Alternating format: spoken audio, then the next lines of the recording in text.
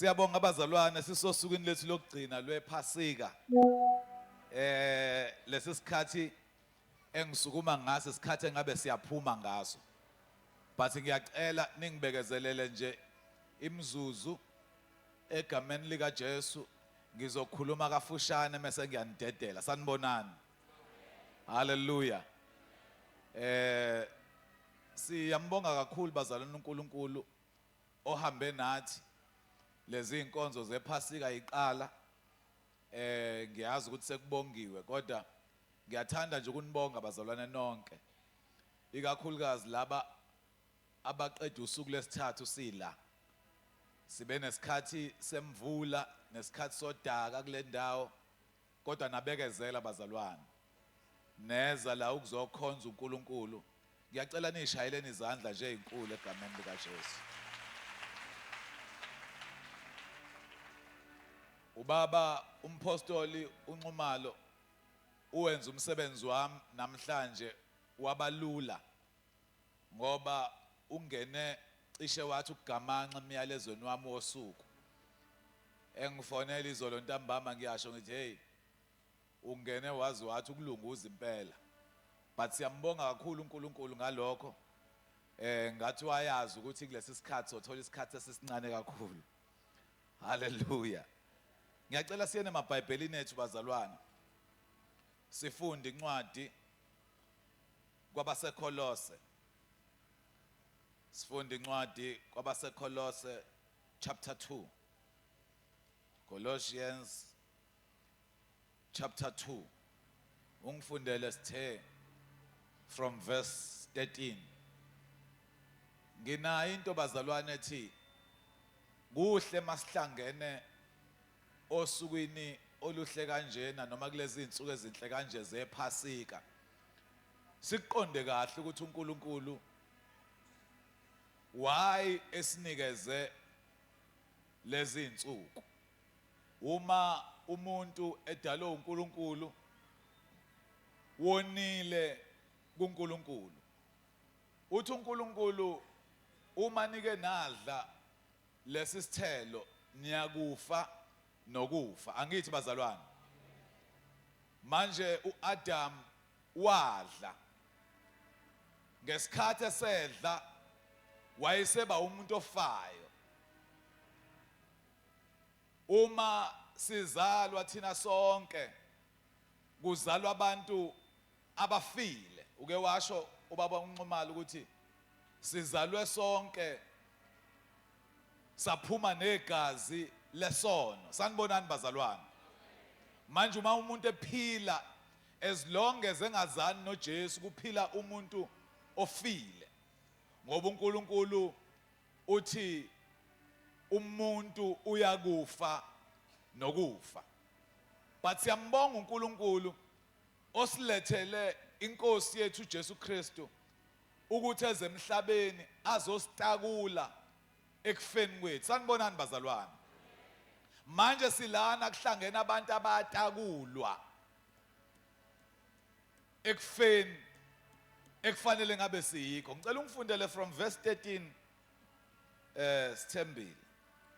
Nani ke ebenifile ngeziphambeko nangokungasuki kwenyama yenu wanenza nibe ngabaphilayo kanye naye esithethelela zonke izono zethu. Lithi nathi sasifile ngoba ngenxa yokona kaAdam sonke siphenduka sibe abafileyo.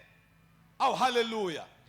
Lithi ke nani enanifile ngenxa yeziphambeko zenu uNkulunkulu uniphilisile. Ngamanye amazwi sasikade sifile kodwa ngoJesu nokufa kwakhe nokulenga esiphambanweni nokuphalala kwegazi lakhe saphenduka saba abaphilayo. Ingakho lithi izwi laNkulunkulu sizelwe uNkulunkulu ngomoya. Ingakho sithi sizelwe kabusha. Nezwi likaNkulunkulu lithi sizelwe kabusha ngoba loya muntu ofile ngonxa yesono sikaAdam uphenduka amukela uKristu Jesu abe inkosi nomsindisi mase yaphila. Awusanibonani. Sasikade sifile. Kodwa ngoKristu Jesu sesiyaphila. Kuthiwani? Esehlangule incwadi yecala lethu emelana nathi ngemiyalo yayo. Wayeyisusa ngokuyibethela esiphambanweni. Lithi iBhayibheli ukuya kaJesu Kristu esiphambanweni wayeyokwenza into ebalekile kakhulu ngenxa yesono sethu. Kunencwadi yamacala eyayikade ikhona kuthina sonke esiphilayo. Ngoba lithi iBhayibheli sizalelwe esonweni. Manje mase sizalelwe esonweni already uthi uzalwa kunedokodo lakho lamacala akho osuzalwa likhona. Lithi iBhayibheli ngokuya kaKristu Jesu esiphambanweni lelo dokodo leyo ncwadi amacala ethu lithi uJesu wayibethela esiphambanweni. Awusanibonani bazalwane? Yayinkulu indaba eyenzeke esiphambanweni. Wonke amacala ebesibekwe wona amacala ethu aphelele esiphambanweni. Uke wakhuluma ubaba umfundisi uMathaba la einsukwini wathi uJesu elenge esiphambanweni ethi uNkulunkulu wami ngishiyelani na? Ingesizathu sokuthi wayesebambe zonke izono zabantu. Inkulu nezincane zase zikuye. Wayesemumbi ngenxa yezono zethu esesazenza nesisazozenza. Sanibonani bazalwane? Ngesikhathi elenge esiphambanweni bemshayelela babengazi ukuthi naye uJesu busy ushayelela incwadi yamacala ethu. Manje kuhlela abantu la ngiyalithanda lesingisi. Elesingisi lisebenzisa igama elithi wawakhansela amacala ethu. Malithi wawakhansela kusho ukuthi sinawo kodwa asulwa. Nikhona abazalwane? Kusho ukuthi sinawo amacala kodwa asulwa. Kunjengomuntu onesikweletu. Uzwe kuthiwa esitolo la okade ukweleta khona isikweletu sakho sisuliwe. Nathi bazalwane amacala ethu izono zethu zonke zakhanselwa. Ingakho siza minyaka yonke sigubha lo mgubho. Sigubha umgubho wokuthi amacala ethu izono zethu zakhanselwa. iBhayibheli likubeka cace ukuthi ukuze umuntu acela intethelelo kuNkulunkulu kubiza ukuthi akuhlatshwe isilwane. And sikubonile ngoNkulunkulu ekwenza ngesikhathi uAdam onile. Lithi iBhayibheli wabamba isilwane uNkulunkulu. Wahlaba isilwane, kwachitheka igazi, wathatha isikhumba, wabambathisa sona. Sanibonani bazalwane? Manje le ndaba yezono negazi into ehambisanayo. Ukuthi njalo makonakele kubiza ukuthi akuchithwe igazi ukuze kuhlanzwe izono zalo owonile. Hallelujah. Sikhule kuthiwa ngisho intombazana meke yakhulelwa kufunakala kukhishwe ngisho imbuzi yokugezwa kweintombi. Yini indaba? Kufanele kuchitheke igazi ukuze kugezwe icala elenziwe kulomuntu. Nikhona abazalwane? Kodwa uNkulunkulu ngathi wayazi. Uthe ubaba uGumede earlier on wathi abazalwane bacwilile ikweletini. Ngathi uNkulunkulu wayazi ukuthi ngo2025 kuzoba khona abantu abangenamali. Abazongabi nayo imali yokuthi masebonile balande izimvu. Awusanibonani bazalwane? Wayithumela imvu uKristu Jesu yahlatshwa. Hallelujah. Laphala igazi sahlanzwa ezonweni zethu. And ekuhlanzweni kwethu lelo gazi alisoze laphela amandla. Nabasazozalwa bahlanzwa yilona lelo gazi. Ngoba maliphalele liphala igazi likaJesu uNkulunkulu. Igazi elingasoze laphelelwa amandla. Manje la kuJesu siza singenamali. Siza singenalutho. Izono zethu yithethelene. Lapha ya kwi-Old Testament izono beyithethelwe njalo ngonyaka bekubiza ukuthi umpriest omkhulu akahamba yocelela abantu intethelelo. Kodwa ngoKristu Jesu sithethelelwa usuku nosuku. I-hour ne-hour. Imini iminute neminute, isecond nesecond siyathethelelwa. Hawu sanibonani. Ayikho into emnandi njengokuba kuKristu Jesu. Lithi iBhayibheli incwadi yethu yecala. Ingakho kubalekile nanoma yinini uSathane mayekukhumbuza izono zakho nawe mkhumbuze ukuthi incwadi yecala lakho yabethelwa kanye noKristu. Incwadi yecala lakho yabethelwa kanye noKristu. Asikho nesodwa isono uJesu angasifelanga esiphambanweni. Nikhona abazalwane?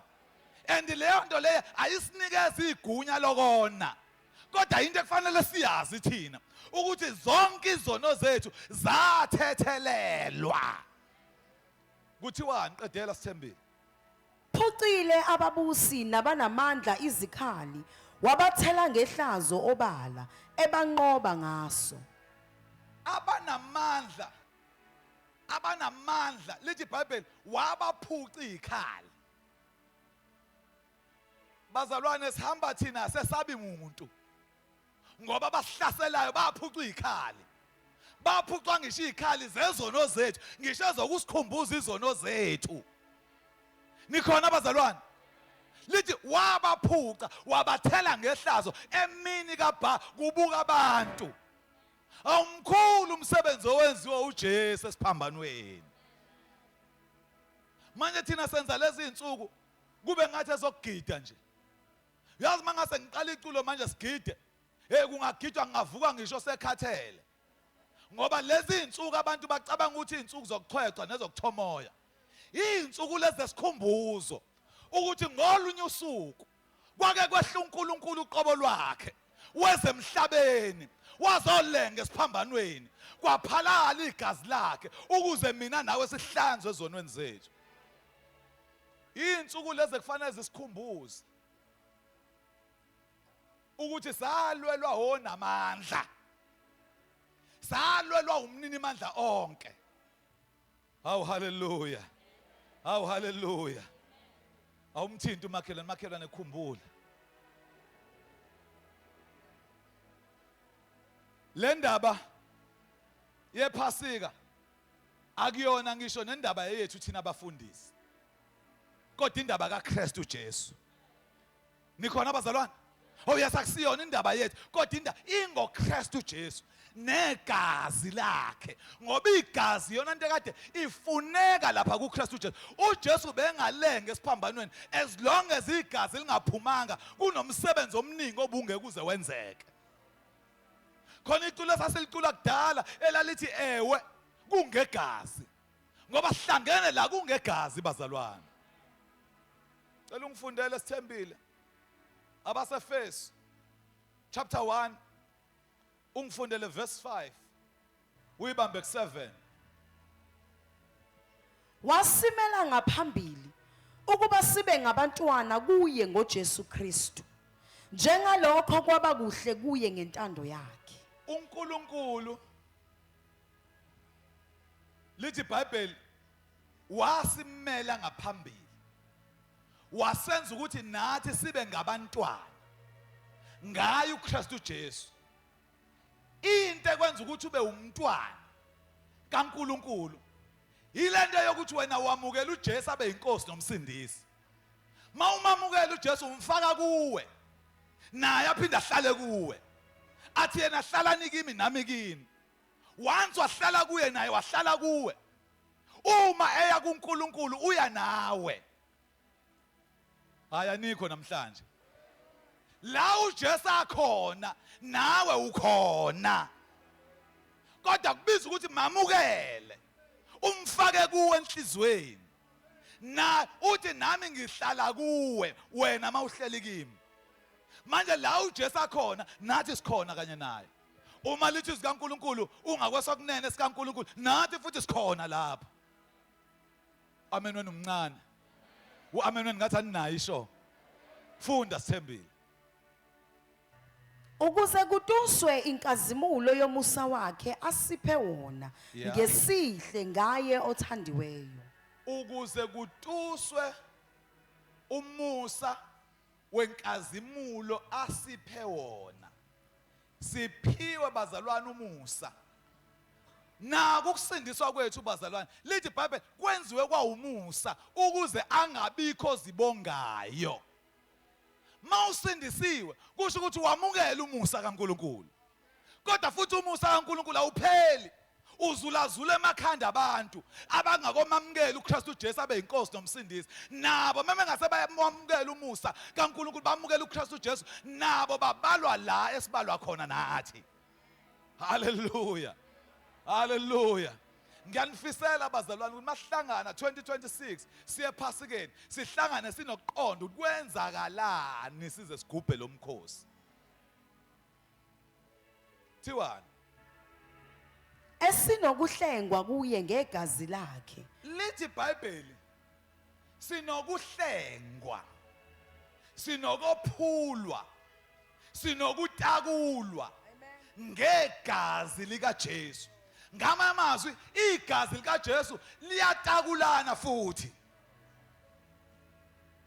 nikhona abazalwane igazi likaJesu lisitakulile besibisha thina odakeni lobisha lisho njalo iBhayibheli kodwa wasithatha wasiphakamisa wasibeka endaweni ephakemeyo usiphakamisa kanjani na usiphakamisa ngalo igazi likaKristu Jesu kuthiwani ukuthethelelwa kwezono ngokwengcebo yomusa wakhe kuleli gazi likaJesu kukhona ukuthethelelwa kwezono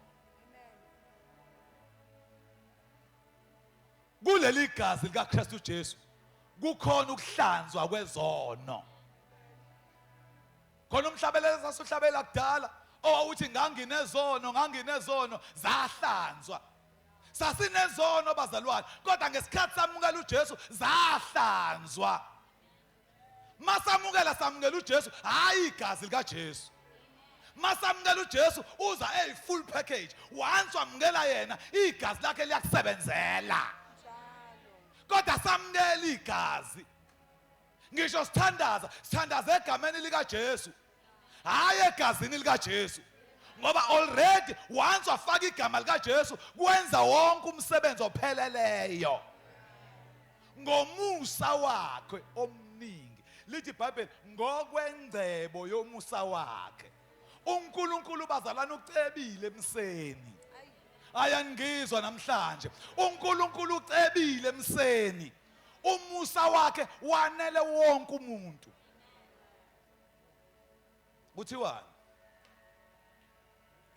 awuvamisa ukithi ngakho konke ukuhlakanipha nokuqonda esazisa imfihlakalo yentando yakhe njengokuzibonela kwakhe azimisela khona ngaphambili awungifundele u1 John 1:7 1 John 1:7 lithi iBhayibheli ngesikhathi singakholwa mawuzofunda ngenhla sasisebumnyameni sasihamba ebumnyameni wonke umuntu ongakholwa ongazani noKristu Jesu umuntu ohamba ebumnyameni siyezwana bazalwane mawungazani noJesu uhambe ebumnyameni noma ungabona kukhanya wena kodwa uhambe ebumnyameni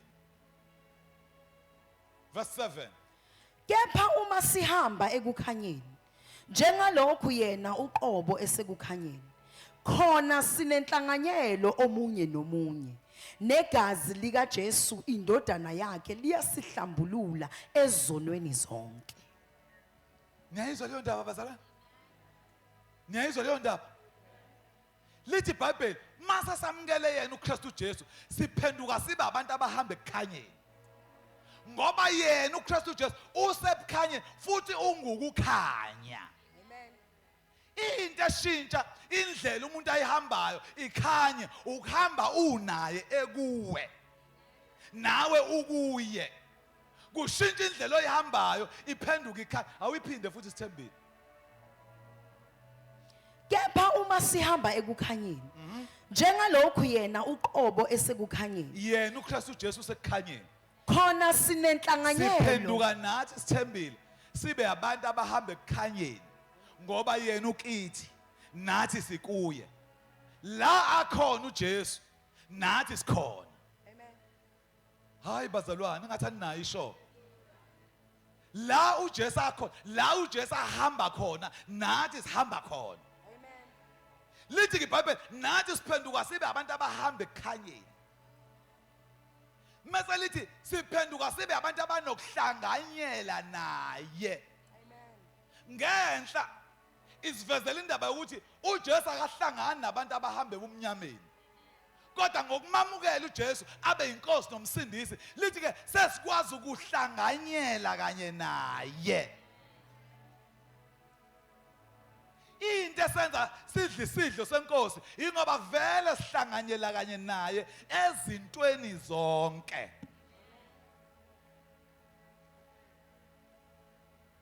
Qedela. Kepha uma sihamba ekukhanyeni, njengalokhu yena uqobo esekukhanyeni, khona sinenhlanganyelo omunye nomunye, negazi likaJesu indodana yakhe liyasihlambulula ezonweni zonke. Negazi likaJesu indodana yakhe liyasihlambulula. Bazalwane, inkulu indaba inegazi likaJesu. Hayi inkulu indaba inegazi likaJesu. Inkulu indaba inegazi. Fanele masigubha lomkhosi sikhumbula indaba yegazi. Ukuthi igazi likaJesu lenza umsebenzi opheleleyo empilweni zethu. Uthini uHebrews chapter 13? Hebrews chapter 13. Isikhathi samasiko fanele sivale inkonzo. Nenjomani isabuya nesihaba. Verse 11 and 12. Ngokuba izidumbu zalezo zilwane ezigazi lazo lingeniswa ngumpristi omkhulu endaweni engcwele, ngenxa yezono zishiswa ngaphandle kwekama. Ngakho-ke naye uJesu ukuze angcweliswe abantu ngegazi lakhe wahlupheka ngaphandle kwesango. Ngamanye amazwi uJesu wathatha indawo yalezi izimvu, wathatha indawo yalezi izilwane ebeyibulawa mase yishiswa ngaphandle. Nikhona abazalwane? Lithi ke naye njengoba ebethelwa ngaphandle, ingesizathu ukuthi ureplace zonke lezi izilwane kade ibulawa. Kahle kahle mangase kuthiwa izilwane ziyakhuluma, hey izona ekufanele zimbonge kakhulu uJesu ukuthi wathatha indawo yazo. Ayisabulawa manje, awucabanga izimvu engabe ibulawa zezono zethu sonke la. Kodwa wama yena kanye waba yimvu, wa representa zonke izimvu. Wafa esiphambanweni, laphalala igazi lakhe, sahlanzwa sahlanjululwa, and sihlanjululwa usuku nosuku. Uthi omunye umhlabeleli sasuhlabelela kudala, uthi the blood of Jesus shall never lose its power. Ngoba lisoze ngempela laphela amandla. Lawenza umsebenzi ngalesiya sikhathi namanje futhi lisawenza. Ukuhlangana kwethu bazalwane akukona ukuhlangana nje kokuzogcuma noma kokuzogida, kodwa ukuhlangana kokuzogubha umkhosi wegazi lake laphalala ngenxa yethu. Abanye abantu bazokubuyisela kwi-Old Testament ukuthi masithi Passover kukhulunywa ngephasika lokukhishwa kwabantwana bakwa-Israyeli eGibhithe, bephuma eGibhithe belibangise eKhanani. It's true, but into emnandi ukuthi ngesikhathi ekufanele ngabe bagubha lo mkhosi wokuthi baphuma eGibhithe baye eKhanani, same day la uJesu ale ngakhona esiphambanweni. Nikhona abazalwane? Hayi thina sigubhi okuphuma kwabantwana bakwa-Israyeli eGibhithe, kodwa sigubha thina okuphuma kwethu ezonweni zethu. Sigubha thina okuphuma kwethu ezonweni zethu, sigubha thina okubethelwa kwedokode lamacala ethu.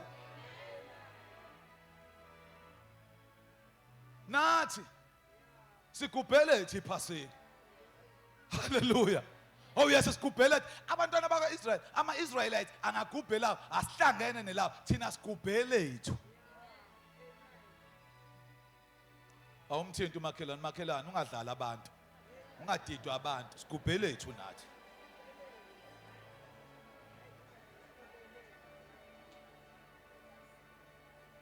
Awungifundele Isambulo chapter 5. ungifundele uverse 9 wakhona. Revelations 5 verse 9. Ahlabelela igama elisha athi ufanele wena ukuyithabatha incwadi nokuvula izimpawu zayo ngokuba wahlatshwa wabathengela uNkulunkulu ngegazi lakho abavela kuyo yonke imindeni nezilimi nabantu nezizwe. 10. Wabenza babe ngumbuso nabapristi kuNkulunkulu wethu babuse emhlabeni. Lithi iBhayibheli uKristu Jesu wahlatshwa. Nikhona abazalwane? Wahlatshwa wasithengela uNkulunkulu ngegazi lakhe. Nake nambona umuntu abanjwa amaphoyisa kuthi ushayele kabe emgwaqweni awakhiphela unemenayithi ngamanye amazwi uthi amacala akhe uyamthenga lo ombambile. Siyezwana bazalwane? Ngale mali asuke ikhipha. Lithi iBhayibheli uJesu naye wasithengela uNkulunkulu ngegazi lakhe. Ayikho into uNkulunkulu abengayibuka iunderstand asitakule ngayo ngaphandle kwegazi likaKristu Jesu. So lithi ke wahlatshwa ngenxa yethu wasithengela uNkulunkulu. uNkulunkulu wathengwa ngegazi. Nathi futhi sathengwa ngegazi. Manje kwathengwana. Kodwa indaba enkulu ingegazi likaKristu Jesu. Ngiyafisa bazalwane sengizohlala phansi ukuthi uma sihlangana kuthiwa yiphasika understand umsebenzi owenziwa uKristu Jesu esiphambanweni. Mhlawumbe wena ucebile wena. Mhlawumbe wena unayo imali yokuthenga isikhaphu, yokuthenga imvu. Mhlawumbe unayo yokuthenga imbuzi. Kodwa iningi lethu alinayo leyo mali yokuthenga imbuzi njalo. Sithi sicela intethelelo. Manje leli gazi likaKristu Jesu elaphalalayo kwaba kanye la wenza umsebenzi ophelele wempilo yethu yonke. Kahle kahle fanele ngabe thina sikhala inyembezi la sidumisa uNkulunkulu siyambonga ngomsebenzi awenzayo uKristu Jesu. Ngoba mkhulu umsebenzi owenzeke esiphambanweni. Mkhulu umsebenzi owenzeke esiphambanweni. Sahlengwa ngalo leli gazi. Inkulu indaba isegazini likaJesu. Lithi sikaNkulunkulu incwadi yethu yamacala wayibethela esiphambanweni. Wabukisa ngabamangaleli bethu kubuka bonke abantu. Ngisho uSathane ngathini ngempilo yakho hamba ngokukhululeka mntaka baba wahlanzwa wathethelelwa. Ngisho abantu obonile ungakokholwa ungazenyezi mawudlula eduze kwabo hamba ngokukhulu ukuzethemba ngoba wahlanzwa izono zakho zathethelelwa. Owone ngazi abantu wona uNkulunkulu wona nono izono zakho zathethelelwa. Kodwa indaba isekuthena umuntu nomuntu okwamukelayo ukuthethelelwa ngokwamukela uKristu Jesu abe inkosi nomsindisi.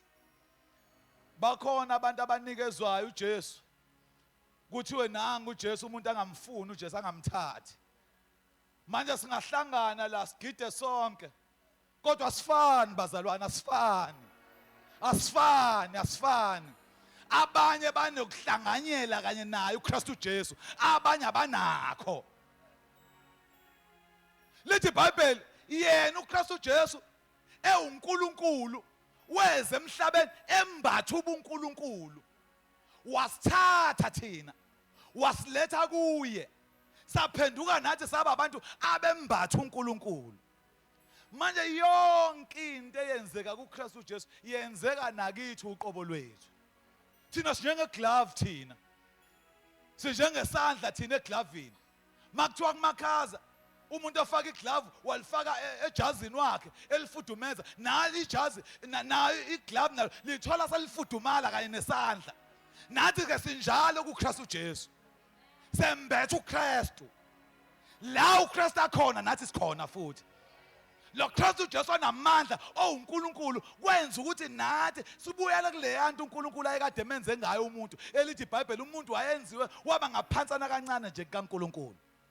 Ngokwamukela kwethu uKristu Jesu siphenduka sibe abantu abangaphansana kancane nje kaNkulunkulu. Siphenduka sibe oNkulunkulu. Ingakho sikwazi ukubiza izinto ezingekho ngokungathi sikhona. Sideclare izinto zenzeke egameni lika Jesu. Ngisho kuthiwa abasekhaya kini abakholwa uyakwazi ukubabiza ngoba wena ningoNkulunkulu nina izwi eleza kubo. Kodwa yonke leyo nto ibize kutheni uyamamukela yini uKristu Jesu abe inkosi nomsindisi wempilo yakho. Cela sivala amehlo. Ngiyacela kulesi sikhathi before sivale lezi inkonzo zethu zephasika esiphuma sonke sithi laze lamnandi iphasika esonke sithi lihlatshiwe nelethi iphasika esonke sithi uvukile esonke sithi wavuka kodwa kungenzeka ukuthi wena ufoli kuleyo category yalama category engwabalayo. Mawungakazi umamukela uJesu abe inkosi nomsindisi wempilo yakho awufoli kulawo category. But namhlanje ngicela ukukunikeza ithuba nawe ukwenza ukuthi nawe uhlanganyele kanye nathi uhlanganyele kanye noKristu Jesu. Ukwenza ukuthi nawe ube kuye naye abe kuwe. Ngiyacela mntaka baba mhlawumbe ukhona la awukazi umamukela uJesu abe inkosi nomsindisi. Ngiyacela la ukhona uphakamisa isandla sakho. Ngiyafisa ukuthandaza kanye nawe. Mawukhona uthi angaze ngimamukele uJesu abe inkosi nomsindisi, phakamisa isandla sakho la ukhona, ungasabi, ngikhuleke kanye nawe ekseni ngoba yena uJesu uyamdinga. Lona igazi lika Jesu kuyafuneka liwenzile nakuwena umsebenzi. Mawukhona la uthi mfundisi ngiyalizwa izwi likhuluma nami, ngiyamdinga lo Jesu, phakamisa isandla sakho la ukhona. Nasi isandla ngiyasibona singalivali iphasika ungamamukelanga uJesu abe inkosi nomsindisi ukhona. Phakamisa isandla sakho la ukhona. Ngithandaze kanye nawe. Phakamisa nasi isandla ngiyasibona, ngiyabonga bhuti wami. Phakamisa isandla sakho la ukhona. Phakamisa isandla sakho la ukhona. Phakamisa isandla sakho. Nasi esinye ngiyabonga futhi lapho bhuti. Phakamisa isandla sakho la ukhona. Nangu uJesu, nanti ithuba. Nanti ithuba, nangu uJesu. Phakamisa, phakamisa, phakamisa. Phakamisa, ngiyacela niphakamisa izandla zenu nizela ngaphambili. Ngicela ibandla lonke liphakame. Simene ngeinyawo. Sishaye izandla, sibashayele izandla beze ngaphambili. Woza ungasabi. Shayani izandla bazalwane, shayani izandla nangeza, shayani izandla. Woza nawe, shayani izandla nangeza, shayani izandla. Ukuhlangana kwethu kulomgubho akube ukuhlangana okwenza ukuthi kube khona abantu abamamukelayo uJesu abe inkosi nomsindisi, kushintshe impilo zabantu. Lamandla egazi likaKristu asebenzile kithi awasebenze nakwabanye. Ungaliyeki ithuba nanti selifikile. Ngiyacela nime la phambi kwami. Cela niphakamise izandla zenu. Nisho lamazwi emva kwami. Kwaze kwamnandi ukubona abantu besilisa bamukela uJesu. Ukubona izinsizwa zamukela uJesu. Last year masivala khona ubaba wamukela uJesu. Ngelinye ilanga baba uGumede uma ngifika ngabe nehlisa kancane, uma ngifika lapha esontweni kumbhabhadiso ngiyambona uza kimi uyangijabulela. Uthi kumina hlezi ngiyibuza ukuthi lo muntu engasindiswe bekitende menzi uphi kanti? Ngithi mina ngiyacabanga itende kambe ngangilibeke nini emenzi, ngiyacabanga kambe ngangilibeke nini itende emenzi, kanti usho iphasika lela ngonyaka odlule ingqondo yabuya late kumina. Uthi ke ngiyakhonza ngise live lapha kubaba uGumede. Uthi ngiyakhonza ngise live lapha yakubaba uGumede ngisakholwa. Ngajabula uthi bengihlezi ngiyibuza ukuthi uphi lo muntu owashumayela ngasindiswa ebeka itende. Siyambonga uNkulunkulu nangani. Ngicela niphakamise izandla zenu nisho lamazwi emva kwami. Nkosi Jesu, namhlanje ngiyavuma uyinkosi. Nkosi Jesu, ngena enhlizweni yami, busa impilo yami, bhala igama lami encwadini yokuphila. Baba egameni lika Jesu, uNkulunkulu onamandla yisewe Nkosi uthe nguJesu, baba naba abantwana bakho Nkosi beze kuwe kulesi sikhathi ngegama lika Jesu Kristu ophilayo, bamise Nkosi ubaqinise ekukholweni egameni lika Jesu Kristu oyinkosi yamakhosi. Iba kanye nabo Nkosi kukho konke ngegama lika Jesu Kristu ophilayo. Amen.